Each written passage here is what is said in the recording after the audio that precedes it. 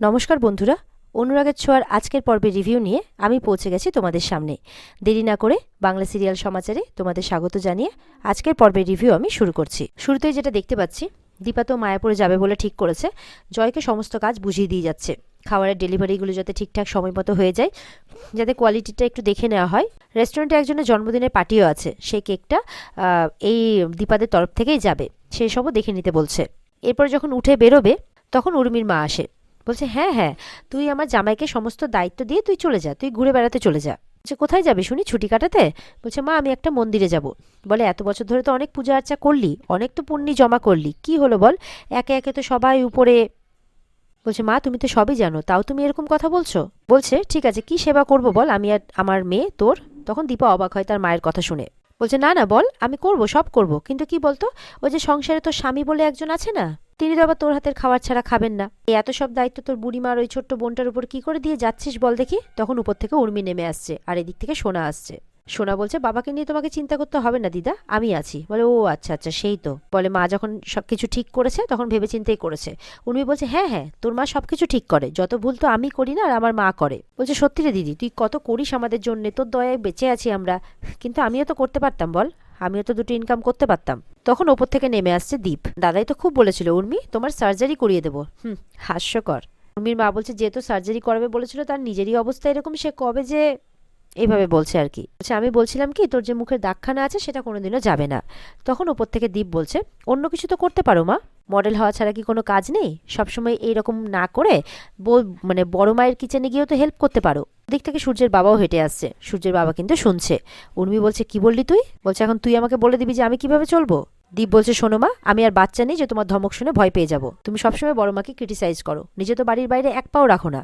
আমার স্কুলে parents teacher মিটিংয়েও যাও না কেন? তোমাকে নাকি লোকজন দেখবে সেই জন্য। এই রাগে তো উর্মি দীপকে এক চড় মারতে যাবে, দীপা এসে হাতটা ধরে নেয়। উর্মি বলছে দেখেছিস তো, আমার ছেলেটাকেও তুই কেড়ে নিয়েছিস, সবসময় বড় মাই করে যাচ্ছে।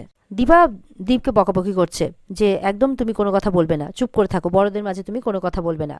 তখন সূর্যের বাবা বলছে আজও পরিবার হয়েছে আমার, একজন সবসময় চুপ করে থাকে, মানে ইয়ের কথা বলছে, জয়ের কথা বলছে, আর একজন যখন বলে তখন একদম বাজে কথা বলে, মানে উর্মির কথা বলছে। বলছে বাড়িতে শুধু একজনই আছে, মানে দীপ, যে সবসময় উচিত কথা বলে। উর্মির মা বলছে হ্যাঁ হ্যাঁ, তো বেআই মশাই আপনি থামলেন কেন, আপনি বলতে থাকুন। তখন সূর্যের বাবা বলছে হ্যাঁ ঠিকই বলেছেন, আপনাকে কিছু বলা যাবে না, কারণ আপনি সব কিছুর বলা কওয়ার একদম ঊর্ধ্বে। সোনা যখন এরপরে কোনো কিছু বলছে যে মা সামান্য মন্দিরে যাচ্ছে দুদিনের জন্য, তাতে সবার এত সমস্যা হচ্ছে, তখন দীপা কিন্তু সোনাকে থামিয়ে দেয় যে তুমি কোনো কথা বলবে না। এরপরে জয় বলছে তার বৌদিদিকে, মানে দীপাকে, যে বৌদিদি কিছু মনে না করলে তুমি আমাকে দায়িত্ব দিয়ে যাচ্ছ, ঠিক আছে আমি সামলে নেব, কিন্তু তুমি যদি দুটো দিন পরে যাও তো খুব ভালো হতো আর কি। তখন সূর্য আসে, বলছে না দীপা যাবে, দীপাকে কেউ আটকাবে না, ওর যখন যেখানে যাওয়ার প্রয়োজন মনে হবে ও সেখানে যাবে। তখন দীপা সূর্যের কাছে যায়, সূর্যের হাতটা ধরে বলে ধন্যবাদ আমাকে বোঝার জন্যে। এরপরে সূর্য দীপাকে বলছে তুমি যাও, বলে হাতটা ছাড়িয়ে চলে যায়। দীপাও মনে মনে বলে যে আমি আপনার মেয়েকে ঠিক ফিরিয়ে আনবো। এদিকে তো রায় যখন তার আশ্রমে সবাইকে খেতে দেবে সব জোগাড়জাটি করছে আর কি, তখন পুলিশ আসে।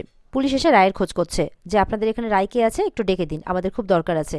তখন তো আশ্রমের লোক ভয় পাচ্ছে, কেন কি হয়েছে? বলে ডেকে দিন না, আমাদের দরকার আছে। এদিকে রায় তো পুলিশ এসছে দেখে, রায় কি করছে, পুলিশ এসছে দেখে ভয় পেয়ে যায় যে তাকে বোধহয় ধরতে এসছে। তখন জানলার রড খুলে পালানোর চেষ্টা করছে। পুলিশ বলছে পালাচ্ছে কেন, পালাচ্ছে? তখন পুলিশ দৌড়ে আসে, বলছে এটা আপনি কি করছেন, আপনি পালাচ্ছেন কেন, আমরা তো আপনাকে দায়িত্ব দিতে এলাম। বলে দায়িত্ব? কিসের দায়িত্ব? বলছে একটা মানে আশ্রম বাচ্চাদের দিয়ে কিছু প্রোগ্রাম করাতে চায়, একটা এনজিও আর কি, তো তারা একজনকে চাইছে সেই দায়িত্বটা নেওয়ার জন্য, আমরা চাইছি এই আশ্রমের একজন সেই দায়িত্ব নিক, তাই আমরা তোমার কাছে এসেছি। এবার পুলিশ তো বলছে তুমি পালাচ্ছিলে কেন? তখন ওখানকার লোকজন বলছে ওটা আপনি ভাববেন না, ওরা সবাই যেন সমবয়সী, সব বাচ্চাদের সাথে মিলে সবাই বাচ্চা হয়ে যায়, ওরা এরকম করতেই থাকে। তখন রূপা বলছে আর কি আপনারা চিন্তা করবেন না, আমি এনজিওর সাথে কথা বলে নেবো এই ব্যাপারে। তখন পুলিশ চলে যায়। এদিকে তো দীপা যাবে, তো বাড়ির গাড়িটা করে নামে বাস স্ট্যান্ডে আসে। তখন তার মেয়ে বলছে মা তুমি তো গাড়িতেই যেতে পারতে, বাসে কেন যাবে এত গরমের মধ্যে? দীপও বলছে। তখন দীপা বলছে বাড়িতে তো একটাই গাড়ি, তো বাবার এমার্জেন্সি, যদি কোনো এমার্জেন্সি আসে, বাবার যদি প্রয়োজন পড়ে, তো তাকে তো নিয়ে যেতে হবে না। তখন সোনা বলছে তুমি একটু বেশি ভাবছো মা, কিচ্ছু হবে না। এরপরে দীপ বলছে যে তুমি তো কিছু খাবার নিয়েছো, দাঁড়াও। তখন কিছু খাবারের প্যাকেট দীপাকে দেয়। দীপা বলছে এগুলো তুমি আমার জন্য নিয়েছো? বলে হ্যাঁ, বাবা আমার সোনাটা মায়ের কত খেয়াল রাখে। বলে তুমি তো গাড়িতেই যেতে পারতে, তোমার কষ্ট হবে বাসে। বলে না, গাড়িতে তো আমি একা যেতাম, বাসে বরঞ্চ সবার সাথে যাবো, ওটাই আমার বেশি ভালো লাগবে। এরপরে বাস চলে আসে, দীপা বাসে উঠে পড়ে, সবাইকে ভালো মতো থাকতে বলে। এরপরে রূপাও যাচ্ছে সেই মন্দিরের দায়িত্বে। এরপর হাঁটতে হাঁটতে অন্যমনস্ক হয়ে রূপা যখন কিছুতে হোঁচট খেয়ে পড়ে যাবে, তখন কৃষ্ণ বলে ছেলেটি এসে তাকে ধরে নেয়। এরপরে দেখা যাচ্ছে রূপার জুতোটাও ছিঁড়ে গেছে, তখন ছেলেটি হাত দিয়ে ঠিক করে দিচ্ছে। রূপা বলছে, পায়ে হাত দিতে কে বললো? বলে, করলাম, ভগবান আমাকে পাঠিয়েছিল আপনার হেল্প করতে। বলছে, আর ইউ ফ্ল্যাটিং উইথ মি? আপনি কি কনভেন্ট স্কুলে পড়েছিলেন নাকি? না মানে এরকম করে কি আপনি সবসময় কথা বলেন? রূপাকে বলছে ছেলেটি। বলে, আমার হিস্ট্রি জেনে আপনার কি হবে? বলে, না, ছেলেটি তো বলছে যে এরকমভাবে কথাবার্তা বলছেন, এরকম ইংলিশ মায়াপুরে। বলে, কেন, মায়াপুরে স্কুল নেই আর সেখানে কি ইংরেজি এরকমভাবে পড়ানো যেতে পারে না? এরপরে কথাবার্তা হতে হতে তারা যখন সেই জায়গা থেকে যাচ্ছে, তখন ছেলেটির পকেট থেকে আবারও টাকাটা পড়ে যায়। রূপা লক্ষ্য করে, রূপা হাতে নেয়। ছেলেটি বলছে, অদ্ভুত, এই টাকাটা যেন বারবার আপনার কাছেই যাচ্ছে। এটা এক দুঃখিনী মা দিয়েছে তার হারানো মেয়েকে ফিরে পাওয়ার জন্য, তার হারানো মেয়ের নামে পুজো দেওয়ার জন্যে। তখন রূপা বলছে, তাই বুঝি, কোনো মায়ের টাকা? তখন ছেলেটি বলছে, আপনি কি পুজো দিয়ে দেবেন? তখন রূপা মাথা নাড়িয়ে হ্যাঁ বলে।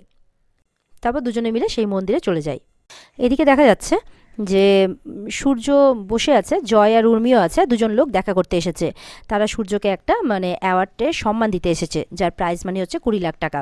সূর্য তো এসব কিছু একদম পছন্দ করছে না, কোনো লোকজনকেও সহ্য করছে না। বলে, একদম আমাকে এগুলো বলতে আসবেন না, বেরিয়ে যান এখান থেকে। সূর্য প্রচণ্ড উত্তেজিত হয়ে গেছে। জয় শান্ত করার চেষ্টা করছে, কিন্তু শুনছে না। জয়দেরকেও পছন্দ করছে না সূর্য। বলে, তোদের খুব টাকার লোভ হয়েছে না? 20 লাখ কেন, 20 কোটি টাকা দিয়েও কেউ আমাকে কিনতে পারবে না, কেউ আমাকে এখান থেকে নিয়ে যেতে পারবে না। জয় বলছে, দেখ, ওরা তো তোকে সম্মান দিতে এসেছে, তার সাথে টাকার অঙ্কটাও তো অনেক বড়। তখন সোনা বোঝাচ্ছে যে তোমরা কেন বাবাকে এরকমভাবে ইনসিস্ট করছো, দেখছো তো বাবা এগুলো পছন্দ করছে না। সূর্য বলছে, আমার আর এসব কিচ্ছু ভালো লাগছে না, কিচ্ছু না। বলছে, তোদের টাকার লোভ হয়েছে না? কত টাকা লাগবে তোদের? হাউ মাছ, বল কত টাকা লাগবে, আমি দেবো তোদেরকে।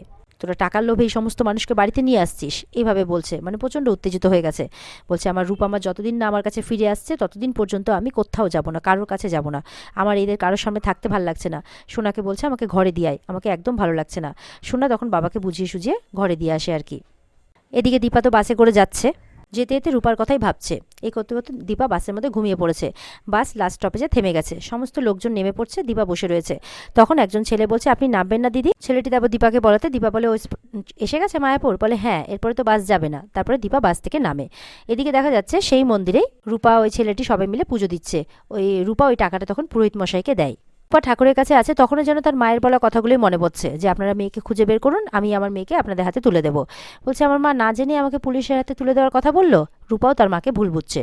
বলছে, আমার মা তো এরকম করলো, অন্যের মা যাতে ভালো থাকে, অন্যের মা যাতে তার মেয়েকে খুঁজে পায়, ভগবান দেখো, সেই মা যাতে তার মেয়েকে খুঁজে পায়, এভাবে বলছে।